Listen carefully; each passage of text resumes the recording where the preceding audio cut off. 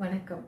இப்போ தேங்காய் எண்ணெய் வீடியோ எப்படி பண்ணுறதுன்னு, எங்களோட தேங்காய் எண்ணெயை எப்படி எடுக்கிறது அப்படின்னு சொல்லி வீட்டிலேயே எப்படி நம்ம தயார் பண்ணுறதுன்னு சொல்லி நீங்கள் எங்களோட யூடியூப் சேனலில் பார்த்துருப்பீங்க. நிறையா விஷயங்கள்ல இருக்குது.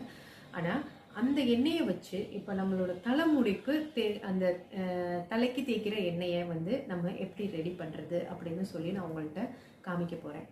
இதில் என்னன்னா, நம்ம உடம்புக்கு என்ன தேவை? ஒருவேளை நம்மளோட உடம்பு சளி உடம்பா இருக்கலாம், இல்லை நம்மளோட உடம்பு சூடு உடம்பா இருக்கலாம்.